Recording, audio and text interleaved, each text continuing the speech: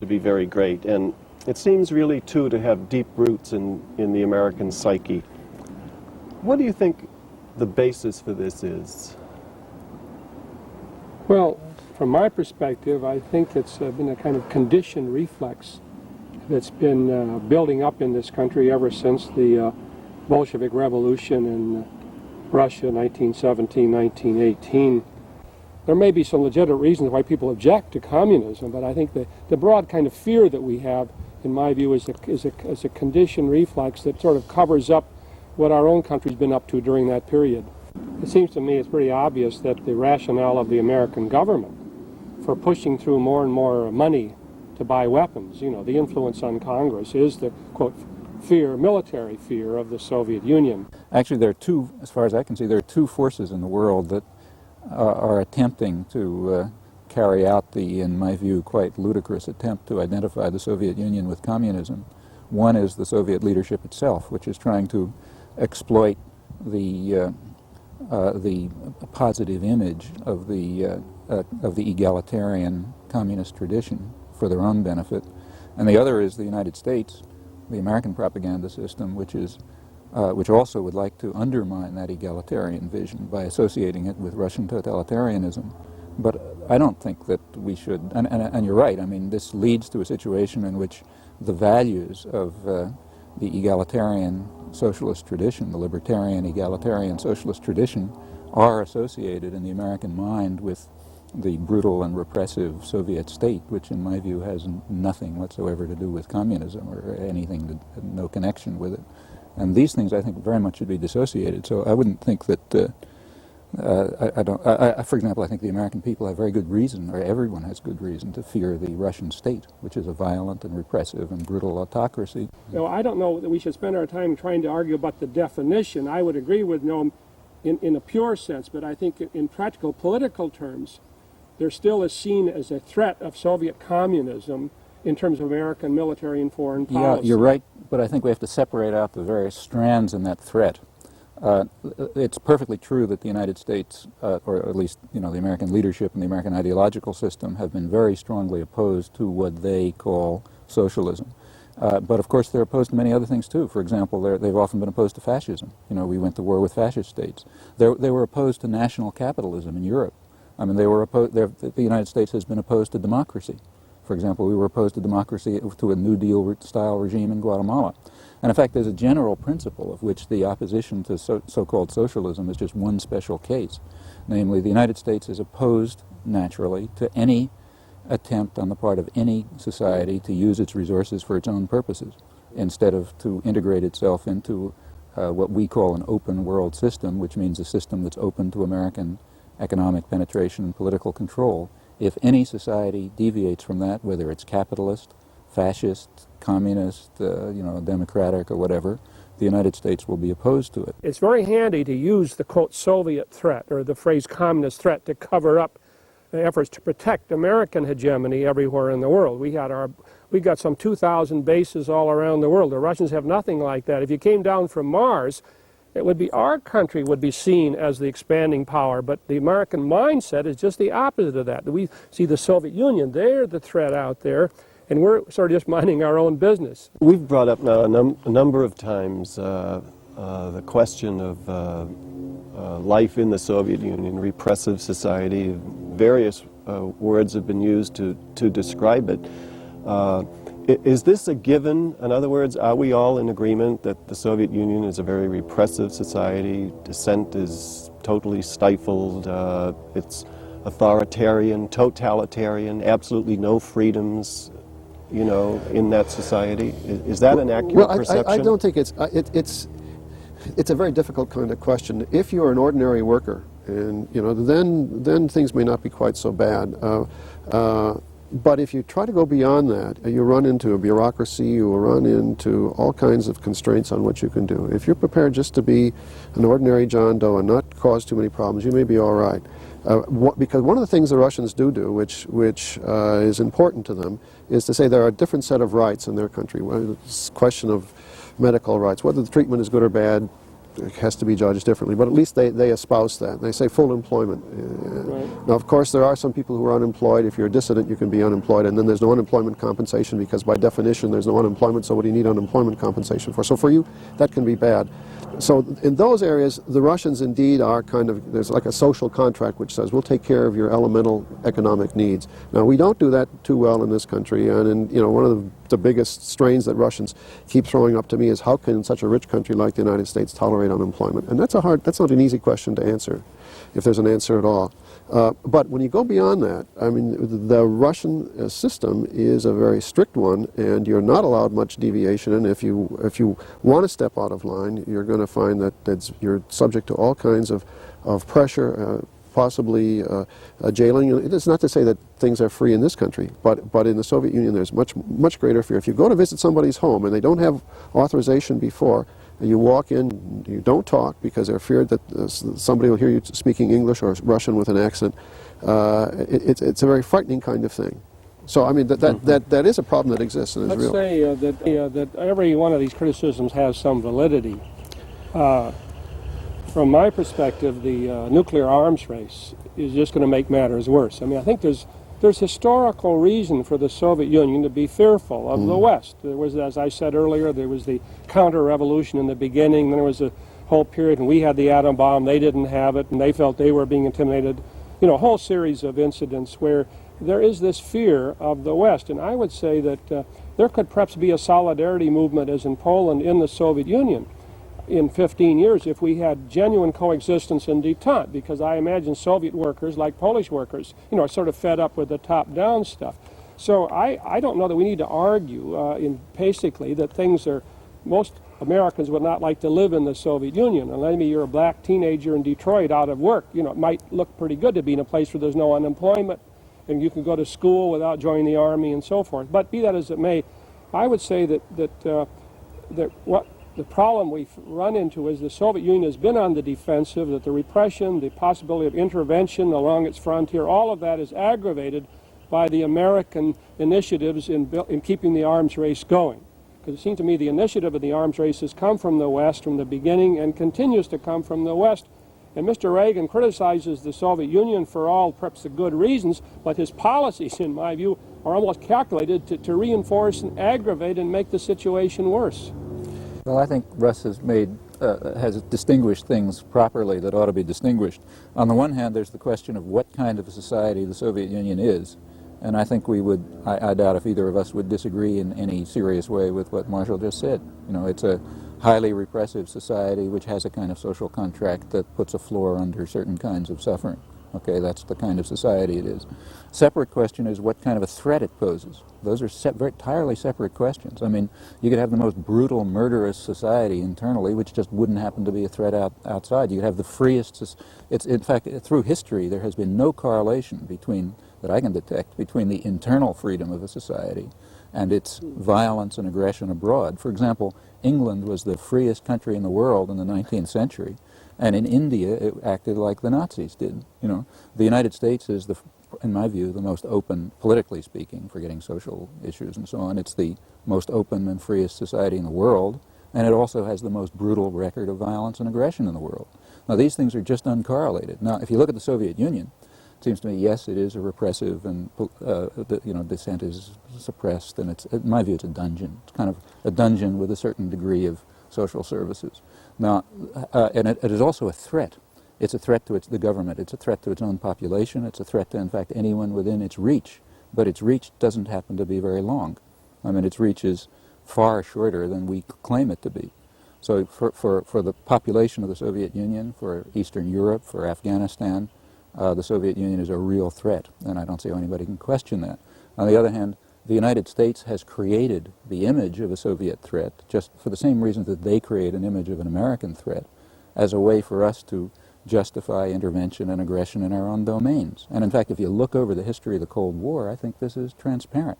Take any incident of the Cold War, from the American intervention in Greece in 1947 up to today in Nicaragua, and you will find that every single time a Soviet threat has been created and usually fabricated to justify American intervention. And incidentally, they play precisely the same game. We started off, though, talking about the internal system in the Soviet Union, the degree to which it's a repressive society, because that's certainly the perception of most Americans. But in what sense, if any, does that is that related to its behavior vis-a-vis other nations as well as its own people? Because, for example, I think many people believe you can't trust the Russians. They never abide by treaties. They never keep their promises. They're really not a nation like other nations. They're not part of the community of nations. They're a How about special trying breed. this? The Russians don't keep their promises because they are a nation like other nations. In fact, the fact is anyone who believes the promises of any nation state is out of their minds or just doesn't know anything about history, and that includes us and every other one. I think so. I mean, you know, states follow their promises if it's in their interest to do so, and the point is to try to create a system of shared interest which will bring about a certain degree of observance to international agreements. Now, if we look at it that way, then it seems to me the Russian record is certainly no worse than ours. In fact, it's pretty good in terms of arms control, because I think the Soviet government sees it's in its interest to observe those treaties, and the SALT I treaty, even SALT II, though Mr. Reagan insinuated the other day maybe they weren't keeping some of the SALT II provisions, even though it's not been formally ratified. I think both sides, you know, for pragmatic, prudent reasons, have been living up to it. I think Noam is absolutely right. In fact, Mr. Reagan right now is violating our solemn agreements to both the Organization of American States and the UN with this business in Nicaragua, which is just typical of how big power states operate. I would say that the Soviet position, just to argue a point, from the very beginning has been a defensive one, essentially, that they, from the very beginning, felt under duress from the West, that they insisted after World War II of occupying all those countries around their European perimeter, and they've been very tough there, as has been pointed out, in Czechoslovakia and Hungary. Afghanistan is on their frontier, and that along that line, there's no doubt there's much to be criticized. We criticize the internal repression. But both of those things, I think, get confused in the American mind with this idea of a Soviet military threat to the United States. Because most of the arguments go back to Afghanistan, for example, or Poland, and I think you could admit all of the negative things and still argue that their whole position militarily has been one of reacting and responding to the West, even today. Their leaders say we will never first use a nuclear weapon, and Mr. Reagan says no. Mr. Reagan brings up the whole Star Wars concept now of outer space. They have been pressing against that. So I mean we should need to discuss this issue as to whether or not it isn't true that the threat and the initiative in the arms race has come from the United States rather than the Soviet Union. But I don't think that's the only issue involved. I mean, but I don't, so the Russians indeed do tend to be defensive about their perimeter, although Afghanistan is again another issue. But I don't think it's fair to say they've only been concerned just about their perimeter. I mean, the best illustration in my mind was Khrushchev's attempt to put the missiles in Cuba. That, I think, Americans look upon as going outside. Now, that's not to say that we haven't done the same thing to them. It's a question of how do the Americans perceive it. In other words, the Russians are not innocuous. There's another problem involved, and that is that as concerned as I am about our military-industrial complex, I'm equally or even more concerned about the Soviet military-industrial complex because I think it's more powerful. Let me just introduce a qualification. I don't agree with you about the Cuban Missile Crisis. I think that was a perfect example of a defensive move. And we maybe could go into that, but let's... I don't know how you would define offensive. Well, that's defensive because, in fact, what the Russians were trying to do was to counter an overwhelming advantage in missiles that they knew that we knew. Sure. It was after Penkovsky. Well, maybe we should put that aside. But aside from that, I think your point is not only right, but it's exactly what we ought to be talking about. If you look at the history of the arms race, there's just no doubt that the United States had the initiative. But the reason for that, I think, is very simple. We're a more powerful or more technologically advanced country. So, of course, we're going to always have the more advanced military technology. Now, the important point that you made, Marshall, I think that I certainly agree with. You thought you were going to be isolated, but you're not. I think that the main thrust, the main pressure for militarization and the arms race in the Soviet Union comes from the internal dynamics of the society. I mean, I think once we dissociate our discussion from what, in my view, are kind of irrelevant considerations, like whether nations abide by their states abide by their treaties and so on. No, of course they don't. And we ask ourselves, what is the concrete situation today? I think what we see is that the United States is deeply committed to a massive program of domestic militarization for the same kinds of reasons that drove it in 1961 and that drove it in 1950, and that have nothing to do with any perceived international threat. And we ought to understand that. If we want to know, I mean, I think it's very clear. I think it's you know, the Reagan administration the programs that the Reagan administration is following were in fact proposed in late 1978, but they couldn't be pushed through Congress at that time. Reagan extended them and accelerated them, and they're absolutely classical in the American system. When there is a domestic repression in the United States, when there's a domestic recession in the United States, you know, the standard reaction is to turn to the in fact, let me make it more general. Any modern industrial society has recognized since the 1940s that the way to deal with internal economic problems is through state intervention. I mean, the institutional structures of American society happen to be such that there is no coordinated state planning. Yeah. We don't have the system that they have in Japan, where there's a government ministry, right, which deals with, you know, with highly centralized foci of industry and brings them together and makes a long-term economic plan. We don't have the institutional structure for that. We have a different institutional structure. Our institutional structure, as it's developed since the Second World War, is that the technique by which the government stimulates production is by creating a state-guaranteed market. Another perception I think that a great many Americans have is that the goal of Soviet foreign and military policy is really world domination. And that's really what it's all about. And it's a fear that Americans have that this is indeed the goal of Soviet policy. Is this true? I think that one of the misperceptions that Americans have is that the Soviet Union is just kind of like a vacuum cleaner running over one country after another. But they do the same kinds of things that big powers do that we've done. But that doesn't mean, again, that you can sit back and say, well, whatever they do is innocuous. Well, look, I mean, the fact of the matter is that the Russians, in their international behavior, behave very much like any other power, including us.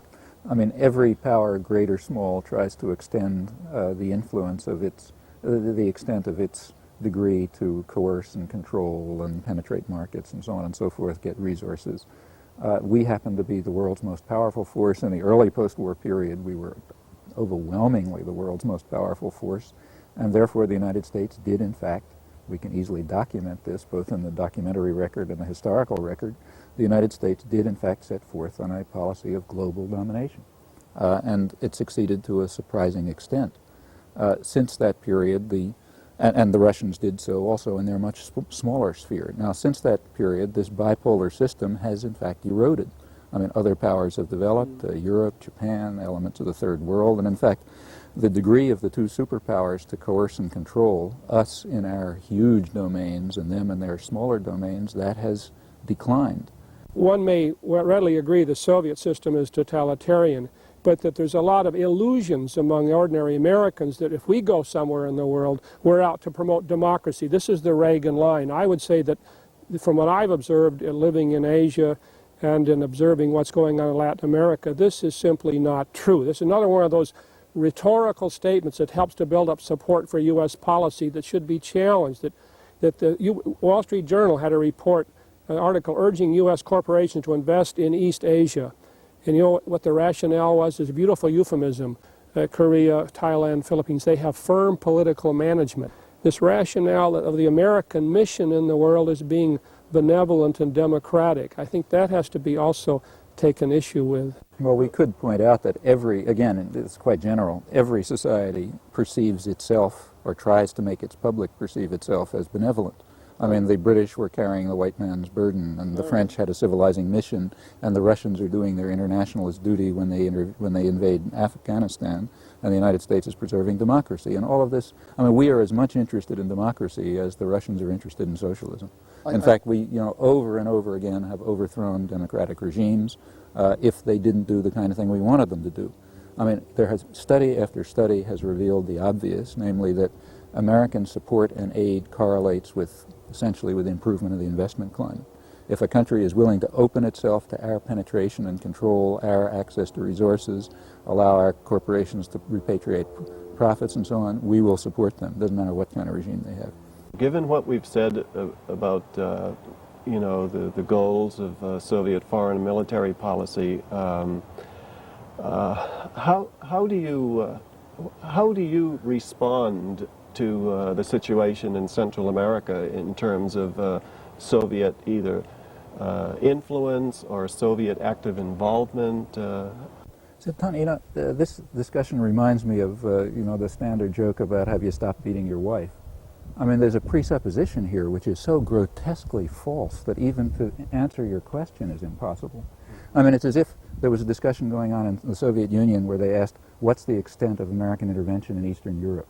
Well, okay, maybe they have discussions about that, and if we looked at them, we would laugh. I mean, okay, maybe there's some intervention in Eastern Europe, but that's not the problem in Eastern Europe. I mean, the problem in Eastern Europe is Russian domination. Now, take a look at Latin America. I mean, Latin America has been subjected to American-supported, U.S.-supported terrorism and violence to a degree that is, I mean, unspeakable. You know, I mean, let's forget about history. In 1961, the Kennedy administration made one of the most important decisions in modern history, which almost nobody in the United States knows about. Namely, they changed the mission of the Latin American military from hemispheric defense, presumably against Martians, to internal security, meaning war against their own populations. And that decision led to a spread of a plague of bloodshed and repression and torture and violence over Latin America that has no precedent in the whole bloody history of the continent.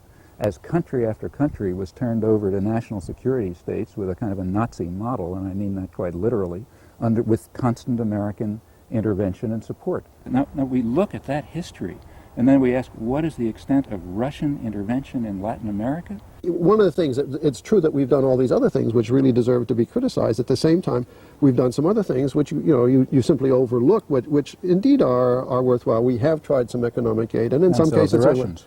Yes, for example, in Afghanistan, yes. The Russians have done some decent things. Yes, they have. I don't deny that for a second. Fine, but what does that have to do with anything? I mean, if we're talking about Afghanistan, we talk about Russian aggression, not the fact that they have, on the side, done some decent things to try to win people over. Of course they do. Sure, okay, but I mean, the point is that there was a view of Russian interference in Latin America and in South America itself against, in some cases, the legitimate regimes, which weren't always wrong. I mean, you know, that these countries have problems. They have economic problems, and indeed any kind of society in the third world generally has problems almost by definition. They're not strong democracies. They've got economic growth problems, and they lend themselves to criticism and pressure on either side. And let me just raise one other thing that you know, as Americans, we really do give our country a hard time, deservedly so for the most part. I wish that were true.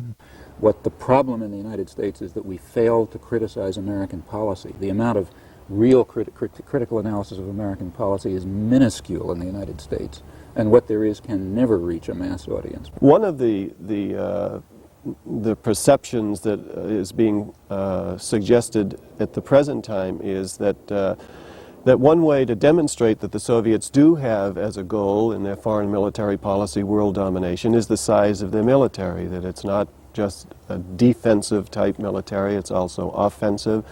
And in fact, we're told that the Soviets are really militarily superior to the United States at the present time.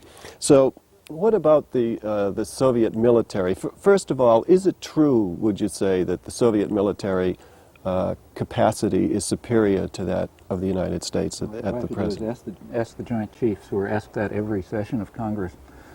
Constantly they ask them, well, would you trade the American military system for the Russian military system? And the answer is a horse laugh.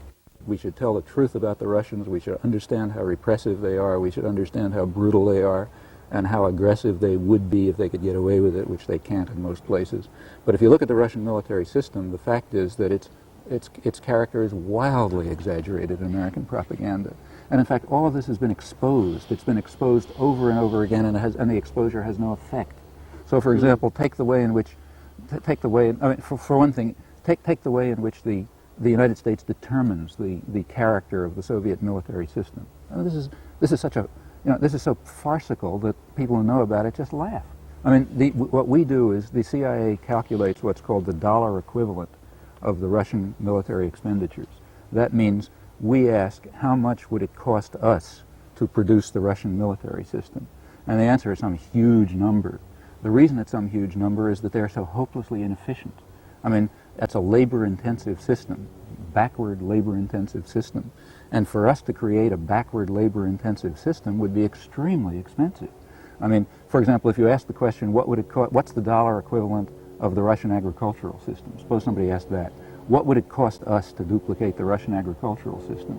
Well, the answer is it would bankrupt us. You know, if we had to pay, 100 million peasants to farm inefficiently, it would just would bankrupt us. No, but we don't conclude from that the Russians are ahead of us in agriculture. Now, the fact is, suppose you were to ask, what is the ruble equivalent of the American military system? Well, we do. But you know what the answer is? The answer is that it's infinite. Yes. Yeah, because the Russians simply cannot duplicate our military system. If they could spend every ruble they have in Russia, and they can't duplicate our military system because it's just too advanced for them. Well, at the very least, then, there's this adversarial relationship. Do either superpower want to change this? Or is each of them benefiting from this present situation? So much so that they're willing to escalate things even further. I don't think either side benefits in any long-run sense, but I don't see any indication that either side is going to do something, take any unilateral action. It may very well be that the Russians could use the resources that are going to the military sector. They could certainly use them to, if they could be converted, which I don't think will be easy. So I don't see any, answer your question, I don't see any action at our level, I don't see any action at their level, and I think it comes, the motion that I do see is coming from kind of citizen activity, and I would only hope that there would be something comparable in the Soviet Union, and about that I'm not very optimistic either. We cannot create initiatives in the Soviet Union, so it's pointless to discuss it. We can ask, what can we do here? Now, what we do here, if we want to be logical about it, has to be directed at two ends, at cutting down the American commitment to the arms race and at cutting down the Russian commitment to the arms race. And fortunately, the very same actions contribute to both of those ends. Now, just consider for a minute the dynamics of this system. We know that every time the Russians do something aggressive, it supports the hawks on our side, and every time they back off somewhere, it hurts the hawks on our side. And the system is mutual, it's symmetrical. So the fact of the matter is that the best way in which we can contribute to the reduction of aggression and militarism in the Soviet Union is by constraining our own militarism and aggression, which their hawks use, just as ours do, as a way of mobilizing their own populations. And in fact, my view is that's why the Cold War persists. In fact, it is highly functional for the more brutal and militaristic elements in both societies. It would also be helpful, we've pointed out, Marshall pointed out most strongly, and I agree with him, that one of the problems in the contemporary world is that there is no corresponding discussion inside the United States. Soviet Union. Inside the Soviet Union, sorry. Yeah. And that's correct. And I think we ought to also recognize that what is a fact, that there is very little discussion in the United States. The spectrum of discussion in the United States is extraordinarily narrow. I mean, it's not narrow because the government comes and throws you in a concentration camp. It's narrow for other reasons. But for example, well, the things that I just said a few minutes ago, which Marshall doesn't agree with, fine, that's his right not to agree. But the point is, the things I have said literally cannot be expressed to any large audience in the United States. There is no way for those views to be expressed to anything more than a marginal audience in the United States. See, nobody stops me from getting up, let's say, at a college meeting called by a couple of students and saying these things. Mm-hmm. But everything stops me or anyone else who believes these things from approaching any large audience. Now, what that means is that, in effect, almost the entire discussion in the United States, and this is literally close to 100%, is within a very narrow framework of assumptions, and people who think that those assumptions are wrong, like me, simply have no access to any large audience. Marshall keeps bringing up, well, I wish they had a movement comparable to ours. Well, given their history, given the fact they've never had any experience of popular democracy as we have at our voluntary organization, I think this is almost irrelevant. That's not going to happen in the same way. But on the other hand, from my experience there, which he agrees with, there's no denying that Soviet people across the board are fearful of another war. And I think there's been a lot of criticism of the bureaucracy. There are letters to the editor criticizing the bureaucracy. So if there was coexistence and there's pressure from the bottom for a more open society, wouldn't it seem reasonable that the government, as long as it doesn't feel threatened, would make some concessions to these pressures? To me, that is a common sense perspective. And I just wish that we had enough strength in our own system, you know, to move in that direction and away from this idea of name-calling and military threats. And it's a risk either way. I just remind us again, it's a risk either way, because each day that the present situation continues, there is a risk of war through accident. So let's take our risks on the basis of our own heritage and our belief in human beings as having this capacity to act reasonably in our own interest.